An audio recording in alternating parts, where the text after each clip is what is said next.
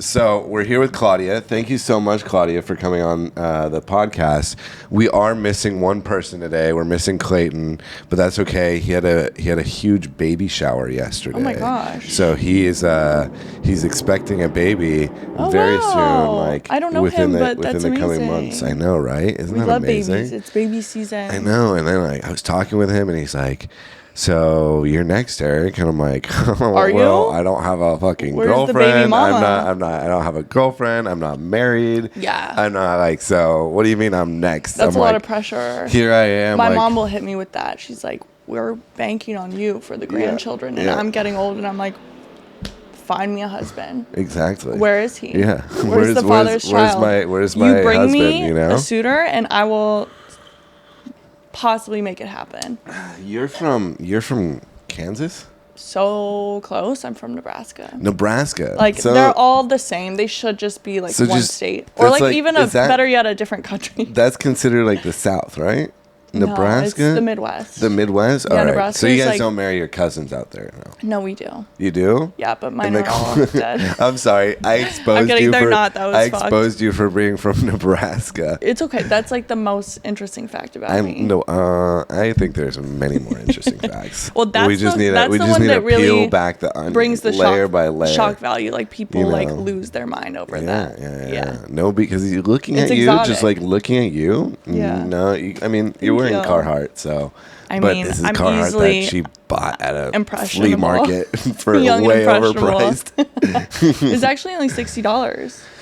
$60. But I did buy another Carhartt tie-dye jacket for $160. Oh, there you go. Which I tried to like barter, and the guy was like, absolutely not. And I was like, I saw you bartering with people all day. So this is segregation. $60 is not bad on this pre-worked No, in workwear. I was shook. honestly. I was like, obviously, I'm gonna drop that money yeah. under 100. Oh yeah, all fuck day. yeah. Pre-worked in workwear, that's the best. Yeah, you know? no, I know it's pretty swag. Thank you. Yeah, of course, of If course. I do say so myself about my own clothing. I liked it. I like it. I like the crop you. on it. But dude, Thank I'm you. the same boat. Like my cousin, no shade on her. I don't think she's gonna have children. I just don't think it. I just and like her last name isn't even. I only have one cousin too. I only have one cousin, and her last name is Wilson, so she's not even a Bornstein. And then my brother. It's not gonna happen with him. Yeah. I don't Yeah. see him ever having a child. Yeah. And so it's that's a kind lot of of dawned pressure. on me that the weight is on my shoulders to carry carry the on air. the Bornstein family name. Yeah.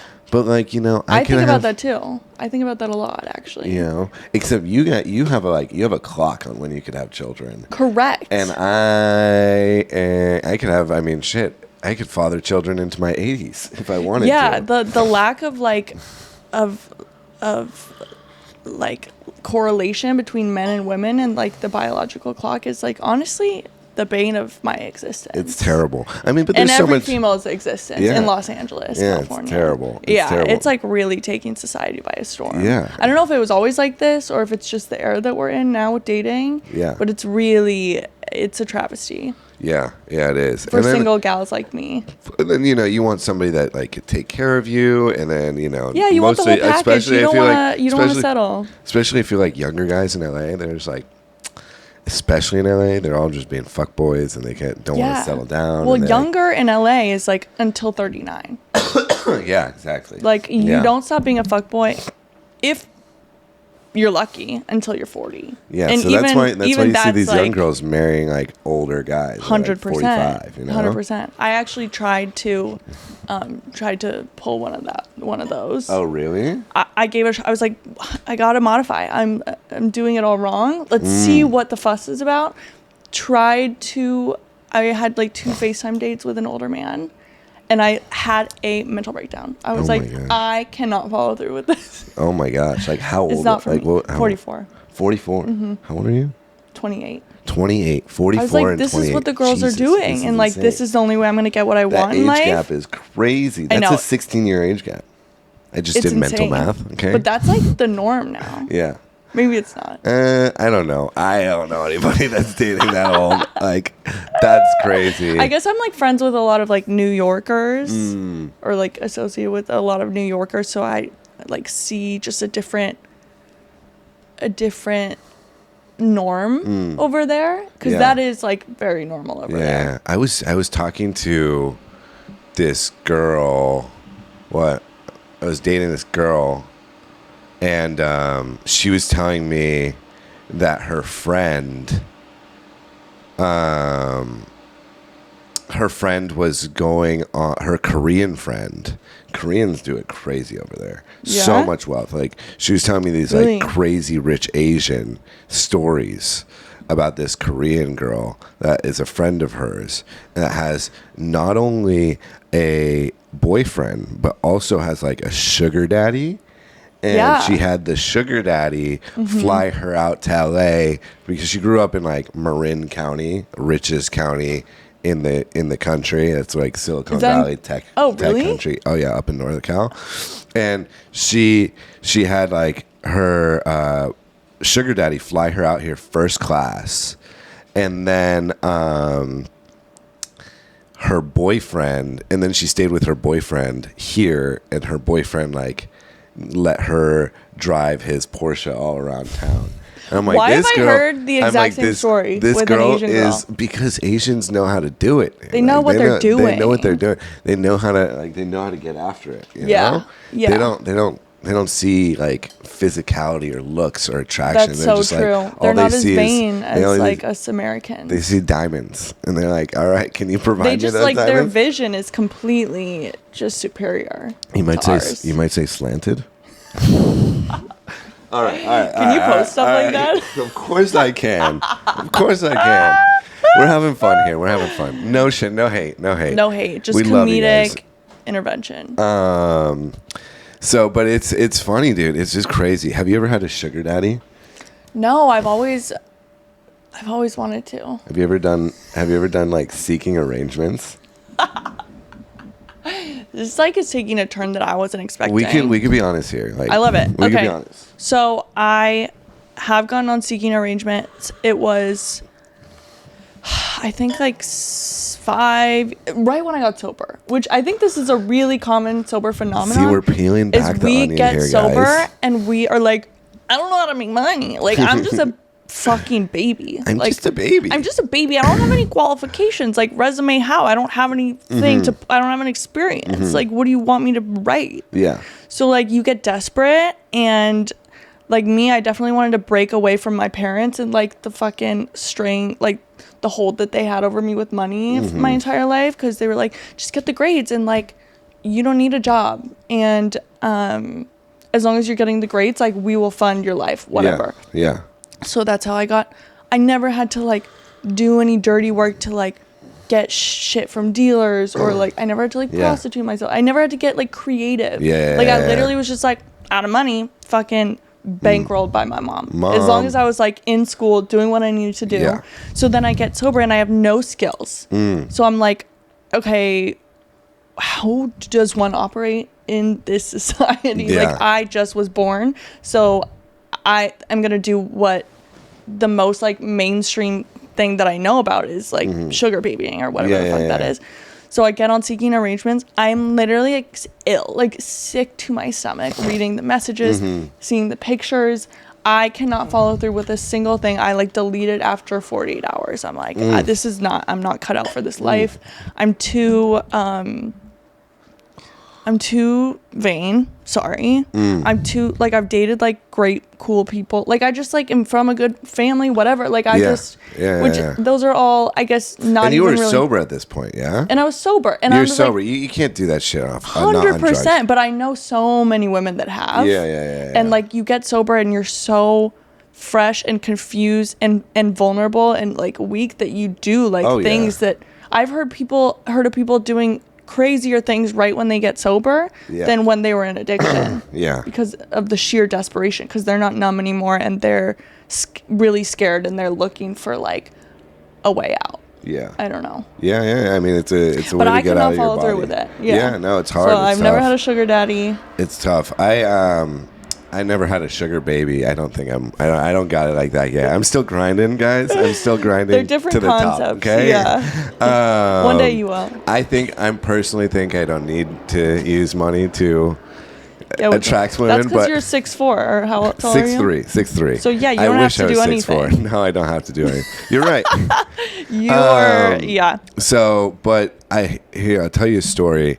I was this was back in 2020, and I was just broken up. I had just gotten my heart destroyed by this girl, and she was an addict, an alcoholic like us, and she was actively using towards the end there. And she destroyed me, and like I was so in love with her, and she broke my heart. Looking back on it, it was fake love. It was bullshit. I was I was a terrible boyfriend. I was cheating on her all the time. But like I'd convinced myself that I was just like so in love with her, you know? And so like 2 weeks after we break up, I'm just like so in my head. I'm crazy. I don't know what to do. I'm dry at this point and not working a program. I'm not talking to a sponsor. I'm not doing anything, any spiritual work. I'm spiritually bankrupt. And I go over, like I'm in her neighborhood, and I go over to her house and I knock on her door, and she answers the door. She's just home alone. She lives with her family, and she's high on Xanax, you know. She had crushed so we get talking. I tell her how much I miss her. Like we go up to her room. Like I could see there's a rolled up dollar bill on her desk and like powder. I'm like, oh, she's high on Xanax right now. At least that was her thing. Yeah, she liked to snort Xans. Nice. And while sipping a tall can of, you know, whatever, White Claw or whatever That's the fuck, the way to do it. and cleaning the house, because, you know, we can't do daily activities without being fucked up. Absolutely it's just not interesting enough for us. No, absolutely you know, it's just not interesting. So I like go to her room, we talk. I tell her how much I miss her, and she's like, Eric, like I'm like I'm done. Like we're done. And she tells me this story of how she like a few days ago went on, and mind you, I'm like fully still like head over heels on her over her. Tells me the story of like she went on Seeking Arrangements, went to go meet up with a guy and fucked this guy for like $500. Nothing. And she nothing. And she's like, yeah, he was bald and he had a small dick, but I still really enjoyed it. I'm like, oh, really enjoyed it. Yeah, and he was like 45 years old. That's I was shocking. I was like pulling my heart out of my fucking chest. It was terrible. It was horrible. It was the worst thing ever, you know? I mean, and I'm sitting there across from her. I'm just like, this is disgusting. Like, this is terrible. I'm like dying. I leave, and we don't talk for like years after that. Yeah.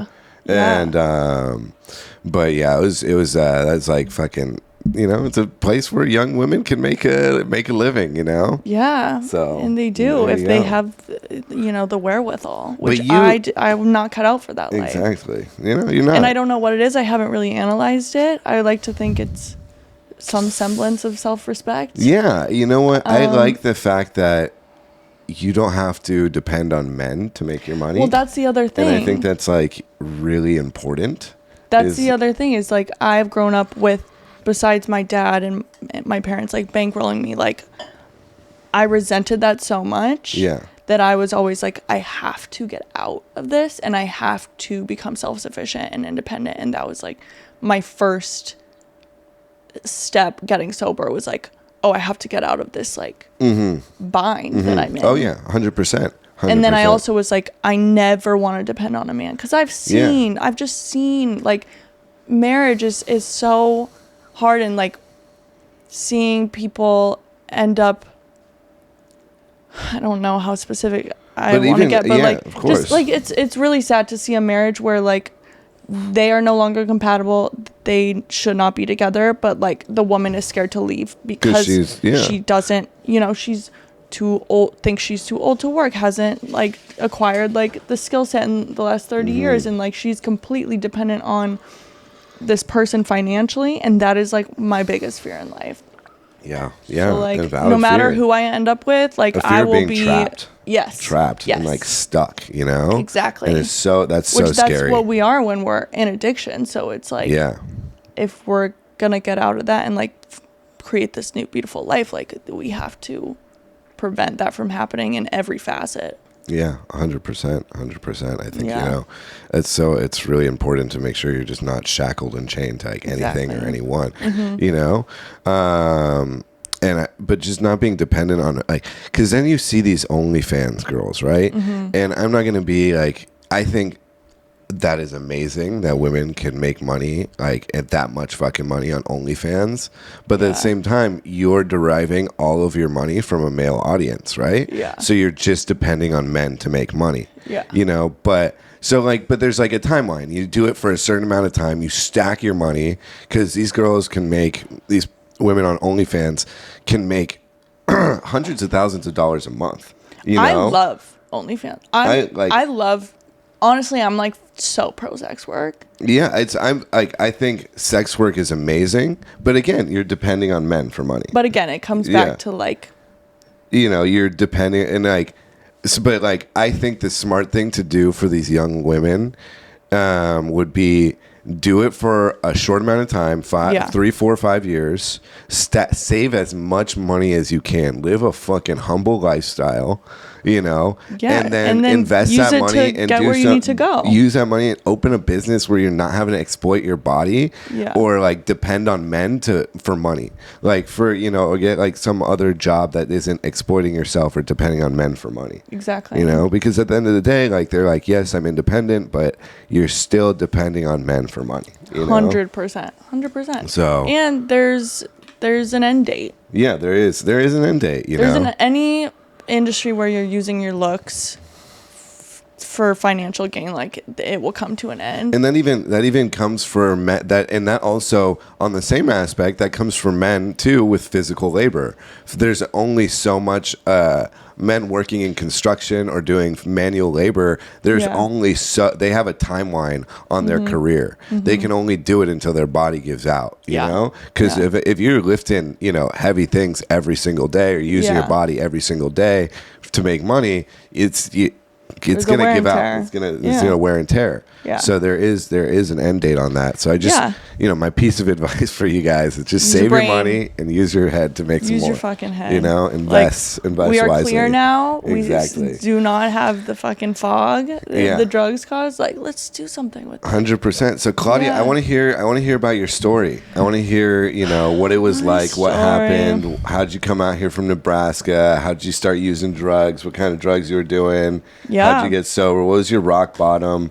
Yeah. Jordan told me you got kidnapped one time or something. Did I get kidnapped? I don't know. Or sold. Probably. I don't know. He told me some interesting things. That's so interesting. I wish he was here to tell me more about my story, because like I'm not able to access that memory right now. But maybe we'll get there at some point. Yeah, we'll maybe there. I blocked it out because maybe it's too traumatic for my brain. My story begins I was born in Gainesville, Florida. My dad. Oh, so you're a Florida girl. Technically on the birth certificate, but like I did not stay there, so I was there for 6 months. But my dad was in his residency. Nice. Because he's a doctor. So moved back to Nebraska when I was 6 months old. I just tell the Florida thing because like it makes sense. Yeah. Like people, it makes sense to people with the like stereotype of Florida. Like I was the only one in the family that reached the level of like cataclysm that like Floridians have a rep for. It's something about the water there, you know? Something about the water, yeah. And like I was raised on that water, you know? So like for 6 months. I had that influence. It stayed in your blood, you know? I mean, the first 6 months are the most pivotal, like pre-verbal era. Like who knows what happens during those times that like make us who we are. Anyway, I was raised in Omaha, Nebraska. Was such an anxious, uncomfortable child. Like just the worst anxiety from a very, very young age. My brother was born and he struggled with selective mutism, so he did not speak for the first like 3 years of his life, or 4, I don't know. Only would like whisper his like most imperative needs to like my mom or me. So like from like when he was 2 years old, they wanted to put him on Zoloft. Yeah. So like, which is crazy. Like we were just like born with anxiety. Yeah, that's like crazy. It's just like we had a predisposition for anxiety. And so when I was growing up, I was very uncomfortable. I was bullied in second grade. middle school. These were by boys. And then I was bullied brutally, like the Armageddon of bullying, when I got to high school. So freshman, sophomore year, by the whole school, like everyone in school. I was just like the target. I was that happened with me. The same thing in 8th grade. Really? 8th grade was terrible. Oh my God. I went to A. Wright, and I was bullied by this kid named Julian. I'm not gonna say his last name, but fuck that kid. Fuck that kid. And he led the whole school against me. Dude, it was crazy. What is like with that? Where was your high school? It was in my middle school. It was Calabasas. It was in Calabasas. Well, that makes sense, kind of, because it's like a smaller community. Yeah, and I was a new kid, so I went to the first 2 years of middle school. I went to this really small middle school, and I couldn't go the last year because they were just like, we don't have enough kids for 8th grade, so like you got to go somewhere else. Okay. And so my parents sent me to this huge middle school. Oh, really? Huge juxtaposition. Really? A. Wright, and I was like the new kid, and it's like horrible. That's so interesting. Well, so at my high school, I came in as like a perceived new kid because they were like, we don't remember you. Yeah. Like in middle school, you were chum shit. Yeah. Like we didn't even acknowledge that you existed. And then I came into high school and I like was obsessed with the Kardashians. So I like made myself, I tried to look like Kim Kardashian. Yeah. So I had all this makeup, like crazy clothes, whatever. I dyed my hair black, like while having braces. So I was just like a sight for sore eyes. But like the upperclassmen, of course, freshmen coming in, they're like, oh, new me, you know? Yeah. So like I got a male attention from like the older kids. And so the girls were just like, who the fuck are you? Yeah. We will destroy you. Yeah, like you cannot be walking around acting like that. And I mean, I walked around in fear. Like I was like a timid, like I was so fucking scared of humans. So like I wasn't strutting my shit or anything, but I was dressing and like presenting a certain way physically. Yeah. But I was still just like a scared little freaking like animal. Like I was like, so anyway, I was just like, and of course. And these are your formative years here. Formative years. So all of these like traumatic things that stick with you, like they're helping form your character. They're forming your subconscious. You're forming their subconscious, and they're all like your forming beliefs. Like start from these ages. Exactly. So you can like grow into whoever you're like gonna become, but you still have subconscious beliefs that unless you tackle those with like EMDR, hypnosis therapy, whatever, like they are so freaking hard to get rid of. Yeah. Oh yeah. 100%. So I was bullied. Around this time that I was being psychologically tortured, I discovered alcohol, and I was like, oh, medicine. Like, this is the answer to the bane of my existence, which is my head. Yeah.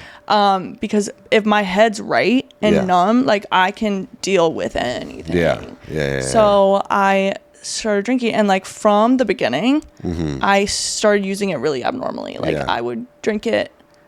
I was like, okay, medicine. I'm going to take this whenever I need to take this, which is any social interaction. Yeah. Anytime I'm like mildly uncomfortable, anytime I'm speaking to a man, anytime I'm on a date, like anything. So I was drinking before school, during school, like by the time I was 15, 16, I'm anxious to drive like 30 minutes. I'm going to drink before I drive. Yeah.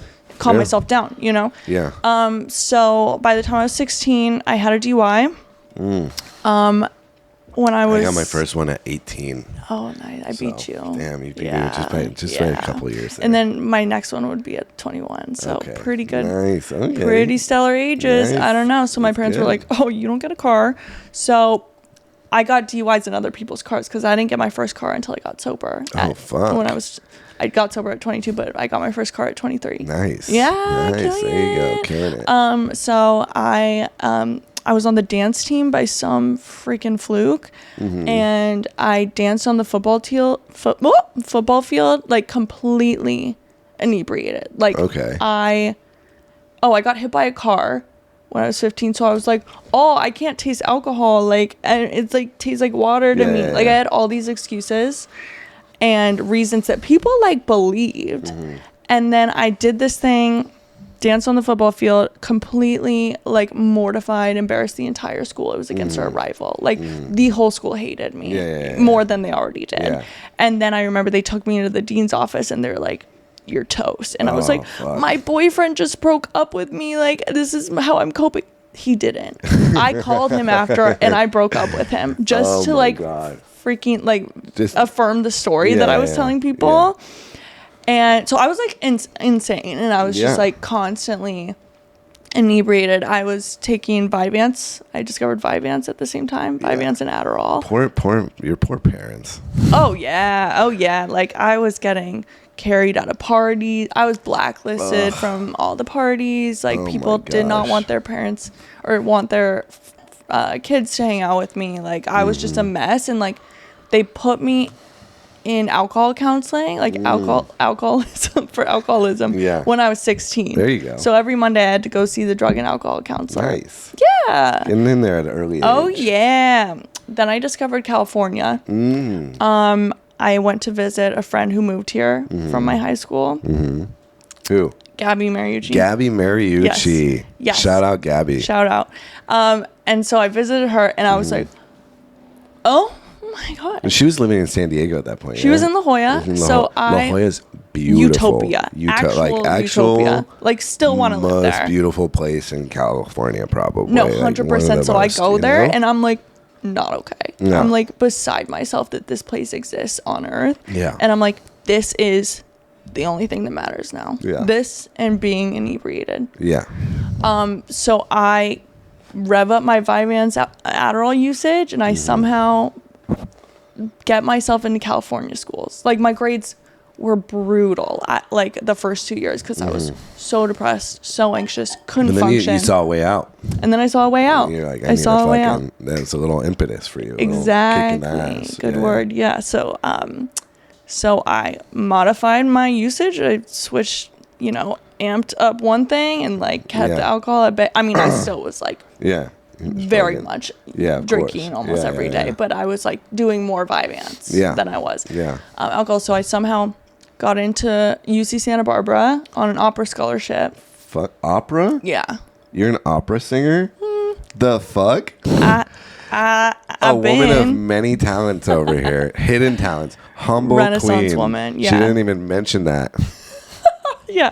So that's another. Just drop that on There's so many components to this story, so you get on an opera scholarship. So I get in on an opera scholarship. UC Santa Barbara. Oh yeah. Okay. I was like, how did I end up here? Like I do not deserve to be here. Yeah. And that stuck with me because I knew I did not deserve to be there because I was not there for the reasons everyone else was there. I was there to get fucked up and like to be on the beach.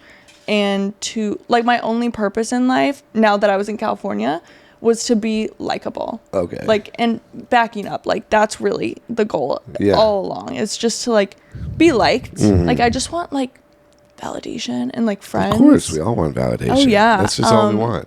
That's literally all I wanted, and I was like, and I will just get validated and be liked until the day I die when I turn 23, because that in my mind was like the cutoff. Like I was like, what I'm doing to my body is not going to last for very many more years, and like I will die by the time I'm 23. Like I was convinced. It all stems from that fear of not being accepted. Yeah, and not being, which is a very primal fear. Since we are like pack creatures or community creatures. Yeah.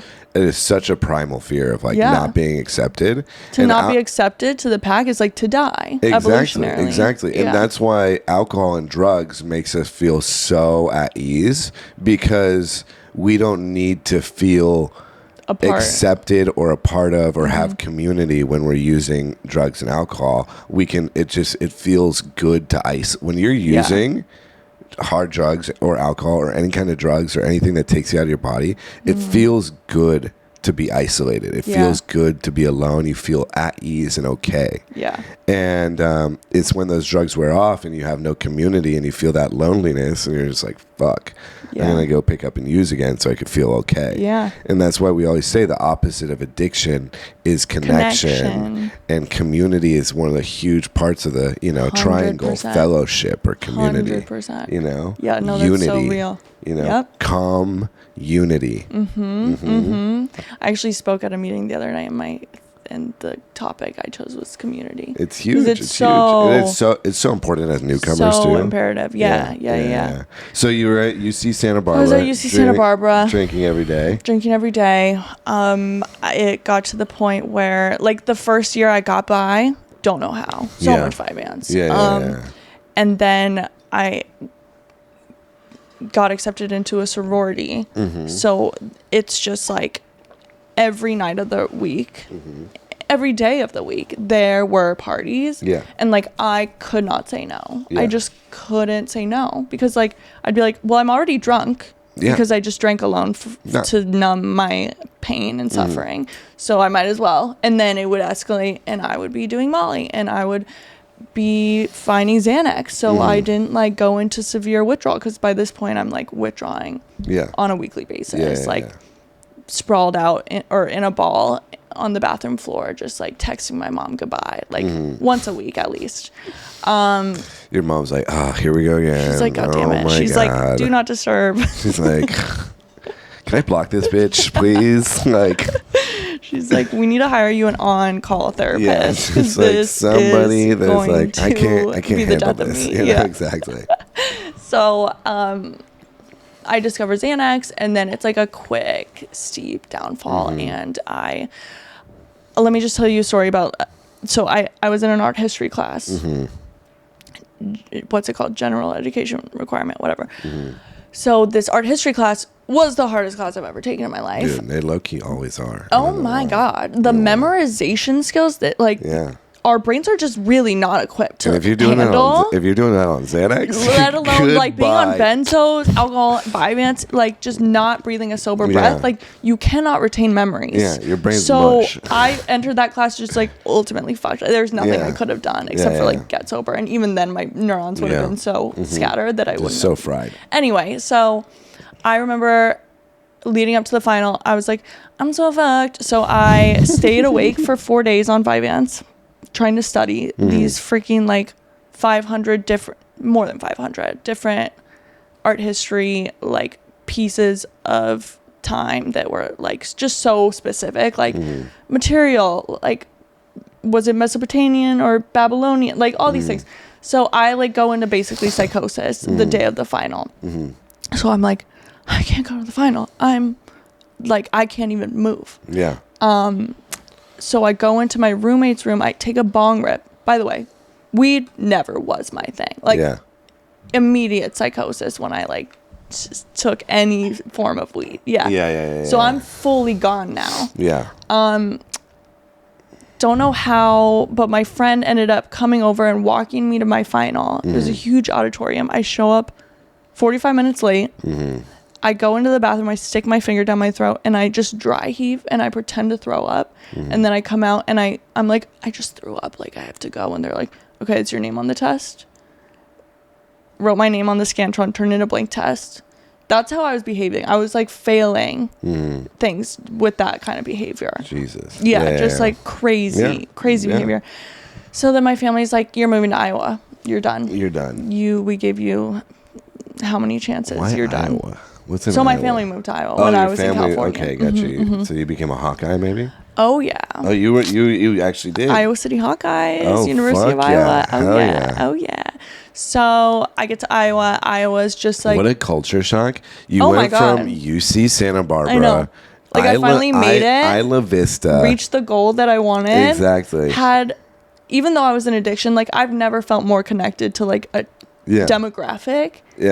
Than I had in my entire 18 years of like growing up in the Midwest. It's just totally different. Like the acceptance, the energy, it's just so different. And I always felt so apart from people in the Midwest.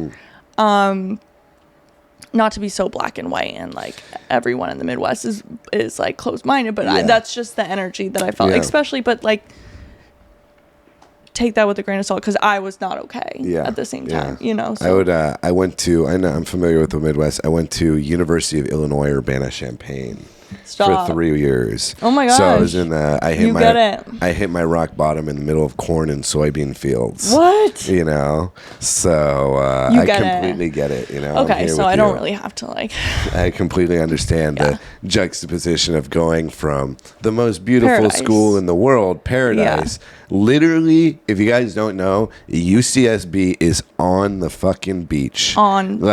Sand. In Isla Vista, you walk out, you're the beach right there. The cliffs are going down to the beach. It's beautiful, Pacific Ocean, and then you go to Iowa, and you're in the middle of corn and soybean fields, and all there is just like gas stations and huge agriculture and like farmers and people that go to church on Sundays, which is the opposite of what you want as an alcoholic. As someone who's as somebody who wants to have fun and party. Well, you know, and I had my fair share of fun in the sunlight, like in California, who just like did everything they could in their addiction to get there, and then I was just like, it was all for nothing. Yeah. And so I had this huge resentment towards the Midwest, towards my parents, towards everyone, that I like refused to make friends. I was like, I'm just gonna hunker down, get through this, and finish school and then move back. And that took longer than anticipated. I was there for 3 years. I was a super senior. I did what I set out to do, which was not make any friends. Yeah. I beefed with my first house of roommates, like random roommates from the internet, so hard. Like in a drunken stupor, I like smashed all their pumpkins in the night, tore down all the decorations, like fucking took the TV out of the living room, put it in my room.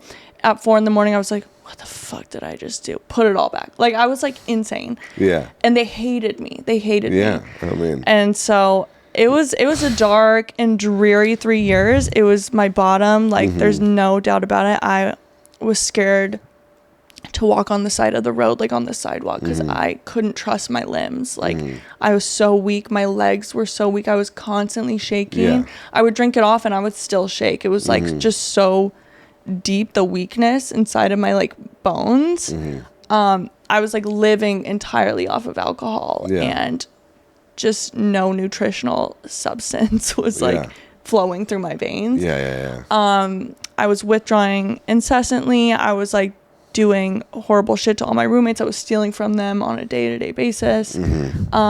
Finally, everyone that I did manage to become friends with like banished me, and no one would invite me out anymore. Like, my roommates would go out and not invite me, even though they were my closest friends there. Of course. And so really the isolation and the like fact that I was not accepted, which is all I wanted in life, which is why I did and ingested the things I ingested, that brought me to my knees. Like the loneliness and sadness. And finally I finished my like second to last class. I took my last class in rehab. I finished my second to last class and texted my mom that I was like on a freaking bender of a lifetime, and was like, I found this internship in Miami that I'm like totally qualified for, and blah, blah, blah. Like, I can move like in the next month. On a bender while in rehab? No, I wasn't in rehab yet. I was like, I'm going to go to Miami and do an internship. She's like, your time for internships has passed. Yeah. You need to work. Yeah. So your mom said, time for internships is done. You got to work. Major in journalism. You got to work. I said, I don't know how to do that. And I didn't learn anything because I was blacked out when I majored in this degree. Yeah. And the next day I like drank a full handle to myself. It was a Sunday, and I was like, okay, today's the day I'm actually going to commit suicide. And she was like, I'm on my way to pick you up. And she put me in detox, and I found my own rehab in Colorado Springs, and the rest is history. I was there for 4 months, sorry.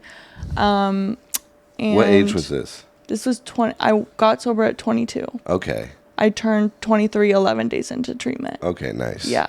That's right around the time I got sober. I got sober right before my 22nd birthday. Wow. So young. Got so young. All the happier for it.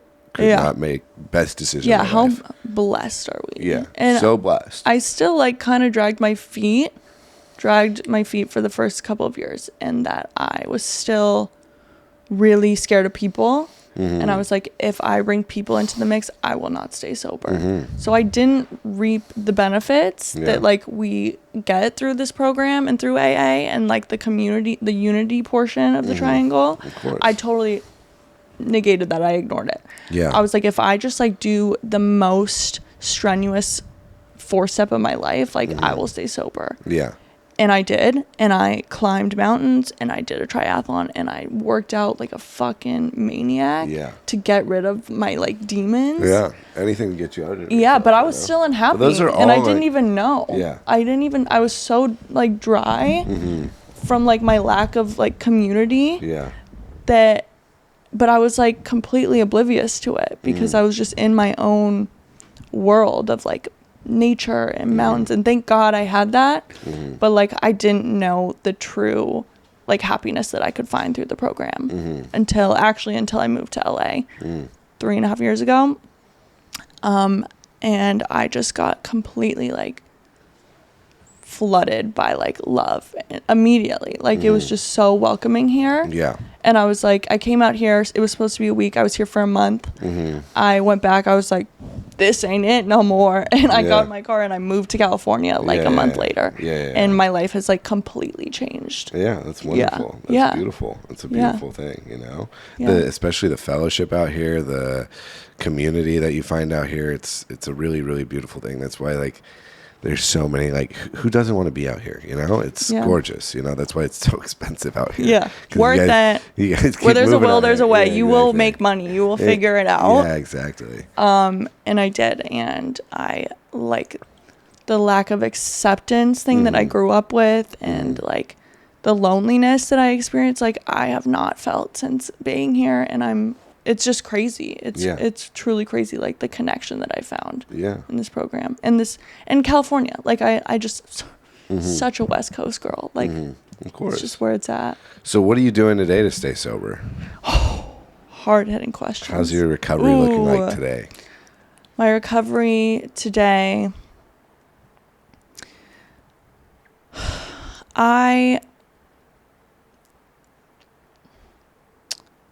why is that the hardest question?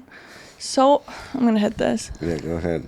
You're like, are you okay? You're good. You're good. That is the pacifier of sober alcoholics, okay? This is my coping mechanism.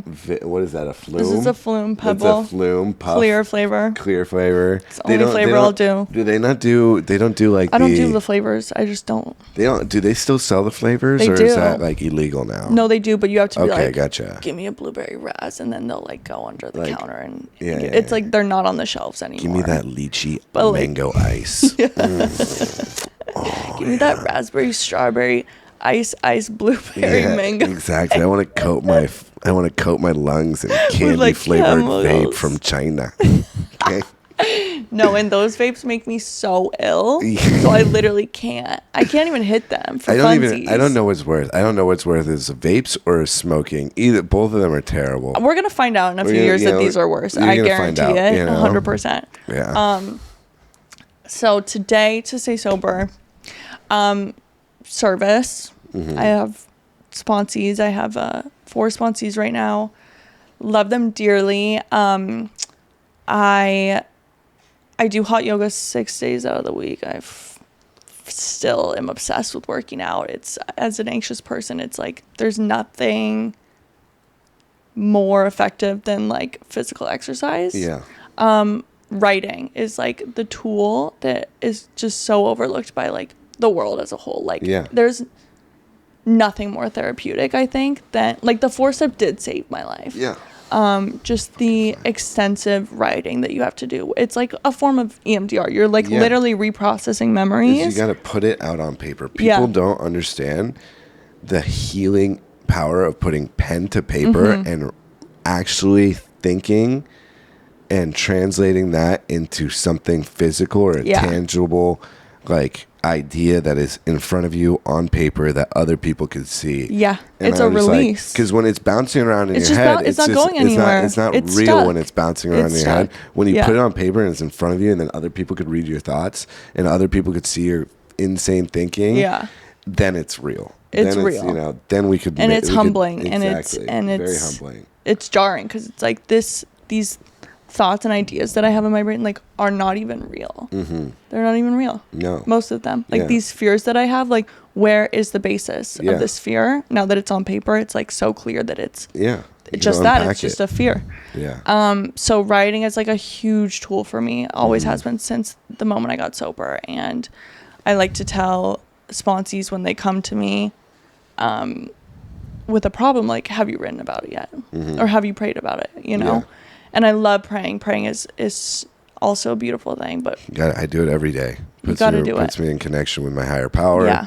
Allows me to center me and gives me some perspective. Perspective, but also purpose. Yeah. And it allows me to understand that like I am just here to carry out God's will and just add into this stream of life 100%. With positivity, love, and compassion. Yeah. And I'm not, I just try and get out of self-will as much as I can. Yeah. Because at the end of the day, that's where all the damage comes from. 100%. Is us being self-seeking, driven by a million forms of self-centered fear and self-centered human beings. And the opposite of being in self is being in God's will. 100 bars, mic drop. Yes. So I think that's like so huge. We can't, and that's it all. A lot of that, like getting outside of self, is coming from working with newcomers and being of service, or working with other alcoholics, or just being of service to other people in your community.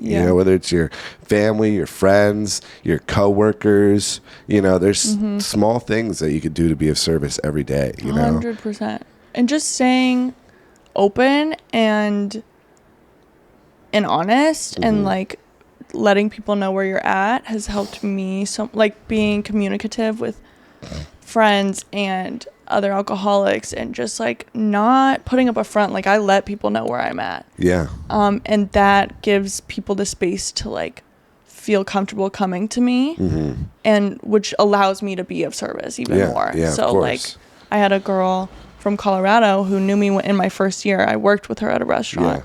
And she has hit me up a series of times about like trying to quit and just telling me like what she got into in her most recent episode of like drinking.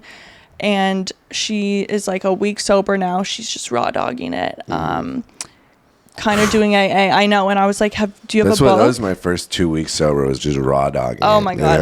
I literally could not. I was like, put me in an institution. I'm a dead man if I try to do this alone. But I sent her, I was like, do you have a big book? And she was like, no, blah, blah, blah. And I was like, what's your address? And I sent her one. And I was like, no pressure, like no expectation. But like, I read the stories in the back when I first got to rehab and I cried. For like every night I like cried myself to sleep. But it was like tears of like feeling seen. I was like, oh my God, I'm not alone. And I'm not like a freak of nature. And this is like happening to people. And this is like a disease. Yeah. And she has been sending me like snippets of phrases in the stories, and she's having like a spiritual experience. And she's like, I just sent a copy to my friend that said she was struggling. So she's like paying it forward or whatever. And I'm like, that's so rad that you have a week and you're just like sending out big books. Fuck yeah. Hell yeah. She identifies with the message because she like, it's an alcoholic problem. Yeah, 100%. 100%. So that's amazing. So you are a sober companion or a coach or a mentor. Can you tell me, what is a sober companion? Sober companioning. What is it? It is everything. It is nothing. It is every experience as a sober companion is so different. Honestly, there's no rhyme or reason. There's no equation. I'm like speaking in circles because I don't even know where to begin. Sober companioning is essentially someone who is just that. They're a companion for someone who cannot stay sober, whether it's due to, trauma or a personality disorder or just like some mental illness that has been untreated. There's a wide array of like people that require sober companioning. So give me a moment. Let me think. You can edit this out. No, you're good. Yeah. The Jordan's great with editing, so yeah, you can just edit it out. Jordan Woodrum, don't do me dirty. So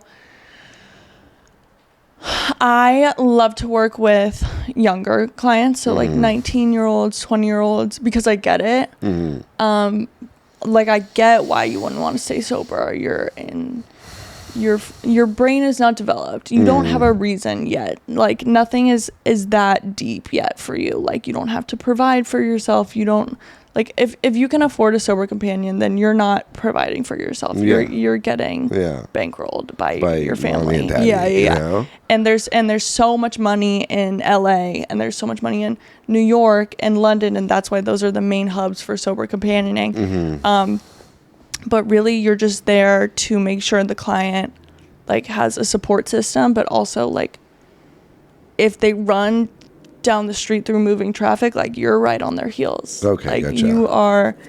You are a security guard. You can't physically restrain, so you're really just a body that's like there as like accountability and a voice of reason. Like a grounding tool. Keep them company. A friend, like whatever you need to be for your client, you become that. Yeah. So I go into a case and I literally just like morph into like what is needed. Yeah. So that's why I say every case is different, because every client's needs are so different. So it's really just about like operating on the fly. Mm-hmm. Like just like just like being the fly. Jesus. Just like recognizing the need and like becoming that. Yeah. So I'm really just like a chameleon. Okay. Sounds like fun. It's so fun. There's never a dull day. Is there like you've been doing this for how many years now? Or like 3 years. 3 years? Mm-hmm. Okay. Craziest story you have of being a sober companion. The woman she was like 60, upper 60s. Don't know if she had an addiction problem. I'm pretty sure she was just in like a dementia patient or in a form of psychosis that had the last 20 years. Yeah. Just like mental illness gone wrong. Yeah. And she had full-blown scabies, trapped to one bed. Like I didn't have a bed. So I slept on the corner of the mattress, like in a ball. With her? Yeah.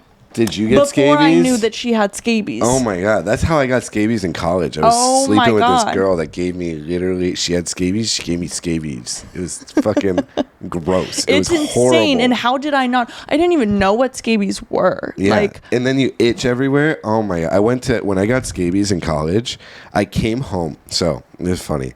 Not to divert for a sec. No, you're good. I came home from college, winter break, and I was a fucking mess. And I came home with scabies, and I went to the dermatologist. He's like, "Hey, gross bitch, you have fucking scabies." He scraped my skin, and then to add insult to injury, he's like, "You want to see in the microscope the little bugs that are crawling on your skin right now?" He took me into his office and showed me the bugs that were crawling around in my skin. These are little mites. And you saw them? I saw them. They were like moving. They were fucking moving on the petri dish. And they were on my fucking skin. So I had to go home, douse myself in cream. It was disgusting. Take like 5 showers a day. And then take like 5 showers a day. Yep. It was horrible. And then I had to... and then to wash all my clothes in hot water. Yeah. And everything. Then add insult to injury. Again. A week later, maybe a few days later, I'm taking a piss, and it burns like a motherfucker to go pee. Chlamydia. And so I go to the doctor, and the doctor's like, "Hey, you got chlamydia." I came home. He's like, "You're a dirty ass boy." I came home that Christmas break with chlamydia and mites. And my parents are like, "What the fuck Eric, you dirty bitch. You fucking disgusting human being." Yeah.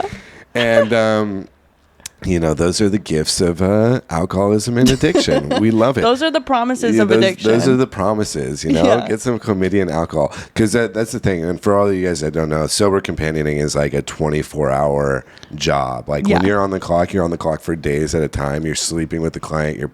It's just like being an adult babysitter pretty much, And, this is just, I've heard my other friend, Megan. Yeah.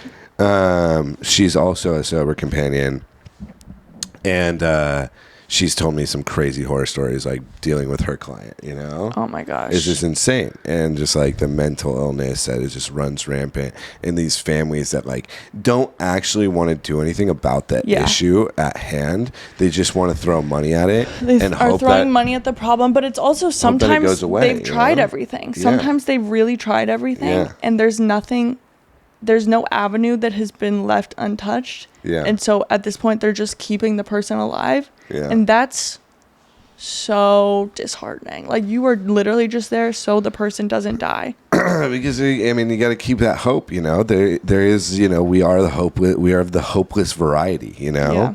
And you have to keep that hope for these people, because I've seen cases of people that I thought were hopeless. Totally. No way. I thought for sure they're going to be dead. I thought I'm going to be carrying their casket or I'm going to their funeral. Yeah. And next thing I know, like they've turned their life around. They got a few years of sobriety. They're a completely different person.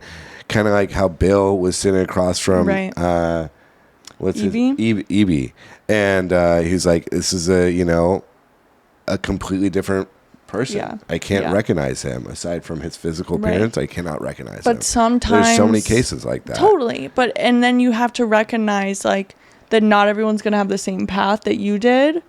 Like, some people are on a journey that's going to be far extended. Like, it's going to be like 10 years or whatever it takes. Yeah. Like, we're not giving up. Yeah. And the parents, although it kind of feels like sometimes they're giving up, like essentially they're not, because you're here for a reason, because they don't want to like let their child go out into the world because they know what it looks like. So, and not everyone's ready like when everybody wants them to be ready. So everyone has their own path, and like not letting it discourage you or get you down when you see no progress, and like of course, really like bring your freaking like big book, bring your untethered soul, bring your notebook, like keep your shit fresh, and like keep yourself in the work, because you just like really, there's no room in sober companioning for like a bad day. No.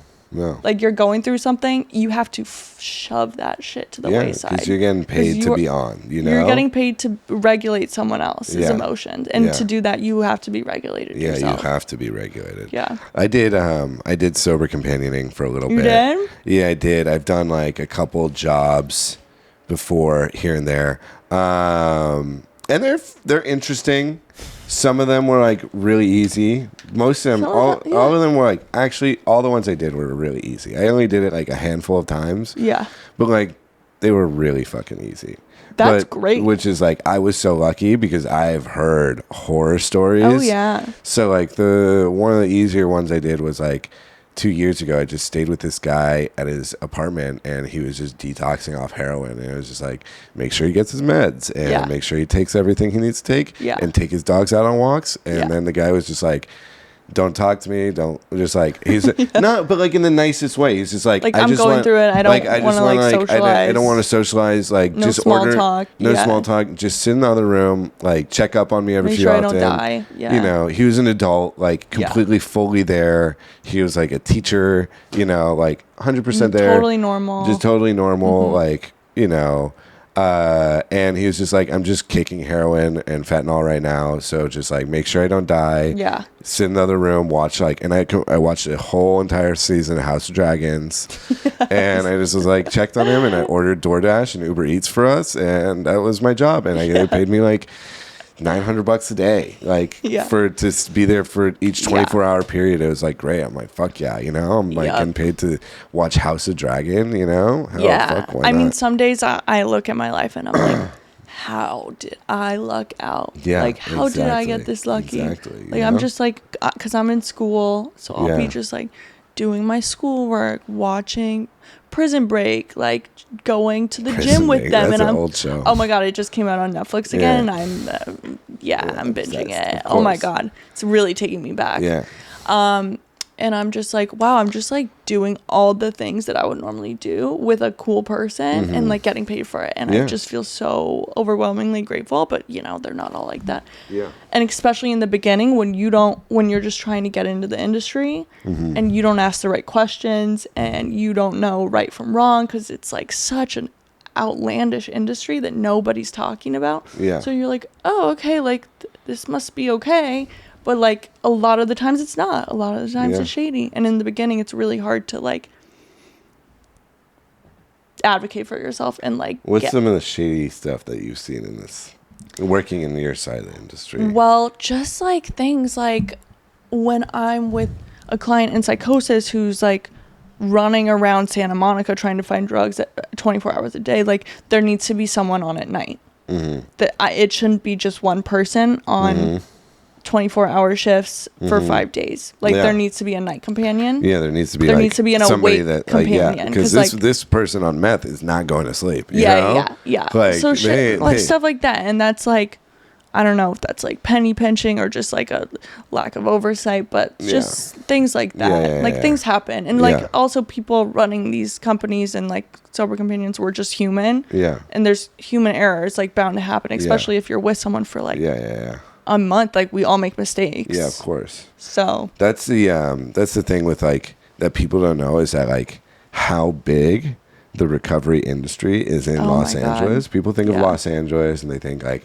Hollywood, music, television, film, like entertainment, like that is our industry. But people don't understand. Like people are overlooking the big one. Like we're right up there. The recovery industry is a multi-billion-dollar industry that, and a lot of it sits right here in LA. Yeah. There's billions of dollars that are being generated by money. All of the recovery businesses in LA. Yep. And people who aren't in it or don't have a family member in it or don't know about it don't know that this industry exists. 100%. It's very quiet. It's very unspoken. Very under the radar. You know, very under the radar. Very taboo almost.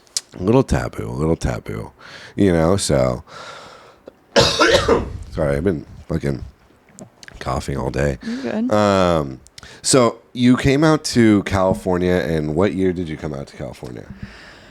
2021, COVID peak. Okay, COVID. Yeah. Okay. Yeah. I met you. I feel like I met you right around that time. I met you like really soon after. We met at Ohio. Yeah, we met at Ohio. We were getting sushi with like Gabby and Margaret. Mm-hmm. Shout out to her. Shout out to Gabby. Yep.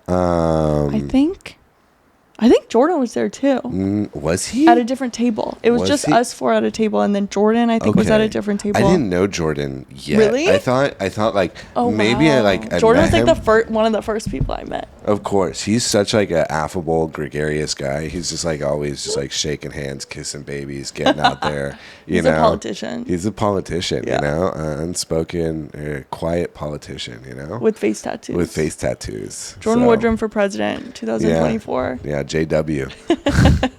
I like that. But we were, and then we had it was like fellowship, and that was the first time I met you. And I think the first time I met Jordan, like actually, was not that long after at like Korean barbecue. Like we went to go get Korean barbecue and all that stuff. That makes sense because that was like around the time that Korean barbecue started flourishing in the friend group, and it was like every night, like Korean barbecue after the meeting. It's a community thing because you guys are all like cooking like food together, and it's fun, and it's like chit chatting. You could have like a huge group of people. It's easy, you know. And one thing about sober people is like we love activities. Oh yeah, like group activities. Like I'm not a big fan of like if there's not games or we're not like doing some form of like activity. Yeah, it's kind of. I mean, it gets better, but it's kind of uncomfortable. Of course, yeah. We're busybody. We have energy now. Like, we need to be doing things. Yeah, of course. You know, we have this newfound energy source that's, like, you know, coming. It needs to be released. That's not derived from Vyvanse or Adderall. Yeah. It's coming from God. Because when you... Is it coming from the universe? Yeah. I, like, my first years of sobriety, like, fellowship until... this called Crave Cafe, which is this cafe that's 24 hours, and we'd stay there until 3-4 in the morning. Oh my just gosh. fucking around, like having the best belly laughs of all time. Yes. Like just doing the most. There's nothing like shit. a sober belly laugh. Nothing like it. A real like laugh. Exactly. Oh, that's like honestly my new drug of choice. It is so good. It's like it's a high that is unmatched. So gratifying. It's so gratifying, especially like if you find like friends that can make you laugh that hard. When you find your people, you find those people. That is the fourth so dimension of existence. Exactly. I couldn't have said it better. Yep. But anyways, we've been talking for like over an hour now. Love that. So I think it's time to wrap it up. I think Okay. we killed it. I think we did. Wait, I want to ask you one more thing. And I ask a lot of my guests this. Okay. And I almost forgot, but I want to know leave us with a fun story. What is the most embarrassing thing that happened to you while you were drinking and using? Oh my God. And I like this. I like this. Get comfortable. Get comfortable here. Give me a second. Okay. Because I have one, but it's almost too gnarly. Oh yeah, to, this is tell. good. No, Come it's on, like, tell us. It's Just too tell gnarly. us. Just tell us.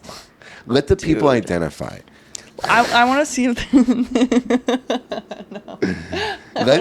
want to see if I have an equally good one. Allow the people to not feel alone in their embarrassment It's almost and shame. it's almost not even like relatable. Oh yeah, I think I don't know. I've had some pretty shameful shit that I didn't think was relatable, and then I shared it, and then it was everybody related to it. I was like, no fucking way. Oh man. Okay, stand by. I'm gonna just like evaluate the options really quick. Yeah. I mean, dancing on the football field was one for the ages. But we've already touched on that. Okay. Okay, so I had this male interest. He was my first kiss. So I kissed him before I got to high school. Oh. My friend, she like got all the male attention, and she like was like, okay, these two guys are coming over tonight. I was like ugly. I like I didn't have any game. I didn't whatever. I like didn't know how to like interact with men. Yeah. So she's like, these guys are coming over, and like we're gonna just like kick it in my room. Yeah. So I had my first kiss with him to National Treasure. This is before I hit high school. So, yeah. So, by the time I get to high school... Nicolas Cage is an aphrodisiac, okay? Oh, my God. Yeah. That like, man, fuck. You put him on Molly, fuck oysters, like, Nicolas Cage. Exactly. Is... chocolate, wine, ambience. Oysters, Molly, Nicolas Cage. Yeah, and he did wonders for us that night, because, like... Wow. Put him into any situation, whop. Magic. Amazing. Immediate whop. Panty dropper. Panty dropper. So that happened, and then by the time I get to high school, everyone knows. Everyone. And he's a junior now. So he's older. He's on the football teal why do I keep saying teal every time I say field? Oh, wow. He's on the football team. And he's like a kind of a hot shot, whatever. So he come to find out it was his first kiss too. Oh my God. I know. Wow. So he is like stoked, tells everyone. Okay. The rumor became like I fucked half the football team. That's what was going around. From my first kiss with Nicolas Cage, I was now like quote unquote loose, which I didn't know what that meant until college. I was like, I thought loose meant like, woo, yeah. Like I did not know what the actual connotation of loose was. Yeah. So that just shows how like fucking naive I am and like innocent. I'm so innocent. So everyone knows, and then I like spend the next couple of years like entertaining this upperclassman and like sneaking out to be with him and like all these things. So I like am sneaking out like 3 nights a week. I go over to like this weird ass apartment one night. I'm like plastered. I'm like smoking weed, which like when I smoke weed, I'm like so weird. I'm like not sociable, not a likable person. Yeah.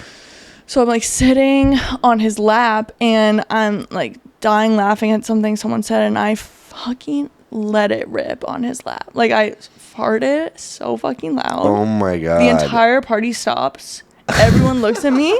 One of them goes, "Oh, Claude ball." Oh my God. Everyone dies laughing. These are all like seniors, and I'm like a freshman. That's hilarious. I take off sprinting at like 3 a.m. down the highway. Girls come after me, chase me down, bring me back to the party. I go back, and that's like my legacy forever. And I also get a DUI later that night. So that was just, later that night. You got to. Oh my gosh, that is par for the course. Quite the night to remember. Yeah, I know. That is never hilarious. Live it down. I like that. I like the nickname for that. Claude ball. Claude ball. Just letting it Claude rip. ball, oddball. Letting it rip. Just on letting your it rip boyfriend's lap or on my situationship's lap. Yeah. Was it a wet one? Hell yeah. I was fucking wasted. Of course. It was wet. It might have, who knows, you know? I tell every person, like anyone who's struggling with like an embarrassing thing that they did, I'm just like, let me give it to you straight. Yeah. I did this The action. absolute horror as like a freshman or sophomore like, trying to couldn't be more impress a vulnerable senior. and insecure Yeah. and like, Yeah. Couldn't be like a worse thing for me to do. Yeah. That is terrible. That is, I know. That is traumatizing. Yeah. So, you know? And then the fact that the whole party stopped and like watched you is hilarious. Oh my God. Yeah. The audience takes the cake. Yeah. So.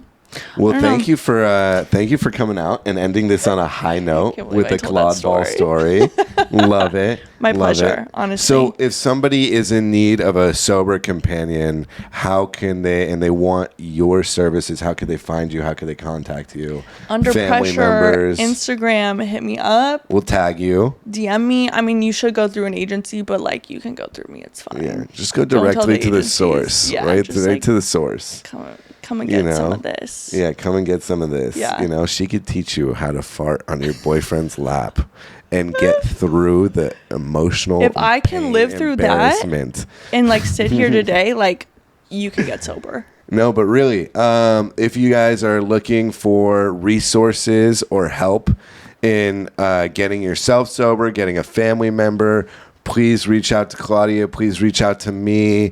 All of my information is on the link in bio or on Instagram. You can find my phone number there. You can find my DM me. I am very quick with the response. We are happy to help. If we can't help you directly, we are happy to lead you in the right direction to finding that help.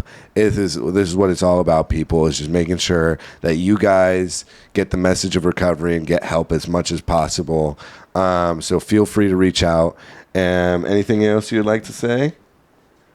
Let go and let God. Let go and let God. Also, one thing, we have a AA meeting, a newcomer meeting here on Wednesdays at 7:30 p.m. So if you guys want a good meeting at 7:30 on a Wednesday, hit me up and I'll give you the information. We'd love to see you guys here in person. And thank you again so much, Claudia, for coming out. I My appreciate pleasure. it. No problem. Thanks for having me. Thank you, of course. This is great.